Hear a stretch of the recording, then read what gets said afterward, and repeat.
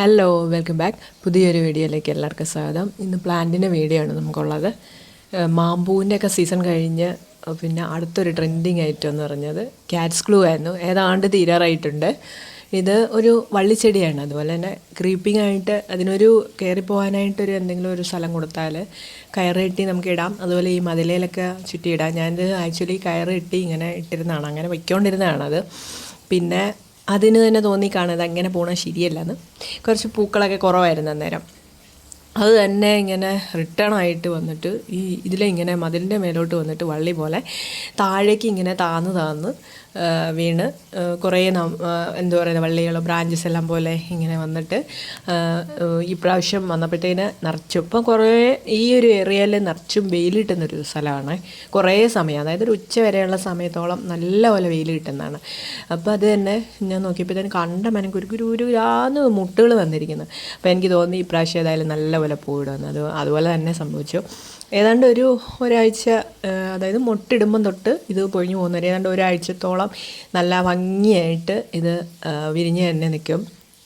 പിന്നെ ഒരാഴ്ച കഴിഞ്ഞാൽ മൊത്തം പൂക്കളെല്ലാം കൊഴിഞ്ഞു പോകും. പിന്നെ നമുക്ക് ഇവരെ കാണണമെങ്കിൽ ഒരു വർഷം വെയിറ്റ് ചെയ്യണം. ഇനി അടുത്ത വർഷമേ ഉള്ളൂ നമുക്കിത് കിട്ടും. അപ്പോൾ ഒരാഴ്ച എന്നുള്ള സമയമാണ് അതിൻ്റെ ഒരു ഫ്ലവറിങ് ആയിട്ടുള്ള ടൈം എന്ന് പറയുന്നത്. അത്രയും ദിവസവും ചെടിയിൽ പൂക്കളുണ്ടാവും. പിന്നെ നല്ലൊരു സ്മെല്ലുണ്ട് കേട്ടോ. കുറേയേറെ വിരിയുമ്പോഴത്തേന് ആ ഒരു ഏരിയ മൊത്തം നല്ലൊരു സ്മെല്ലുണ്ട്.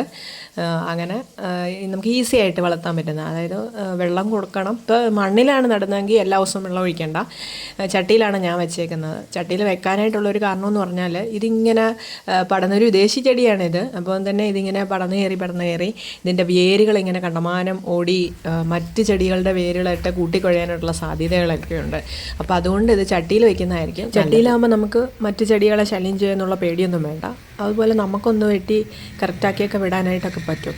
അതുകൊണ്ട് ഞാനത് ചട്ടിയിലാണ് വെച്ചേക്കുന്നത്. ചട്ടി വെക്കുന്നതായിരിക്കും നല്ലത്. പിന്നെ ഇങ്ങനെ ഒരു കർട്ടൻ പോലെ നമുക്ക് അങ്ങനെയൊക്കെ സെറ്റ് ചെയ്ത് വേണമെങ്കിലും ഇടാനായിട്ട് പറ്റും. പിന്നെ വെള്ളം ഒഴിക്കാനായിട്ട് ചട്ടിയിലായതുകൊണ്ട് ഒന്നരടനെങ്കിലും നമ്മൾ വെള്ളം ഒഴിച്ച് പോകണം, അല്ലെങ്കിൽ വാടിപ്പോവും, പെട്ടെന്ന് കരിഞ്ഞൊക്കെ പോകാനുള്ള സാധ്യതയുണ്ട്. കാരണം വെയിലും നല്ലതായിട്ട് കൊള്ളുന്നതായതുകൊണ്ട് അങ്ങനെ ചെയ്യണം. പിന്നെ എന്നെ പ്രത്യേകിച്ച് വളമൊന്നും വേണ്ട ആവശ്യമില്ല.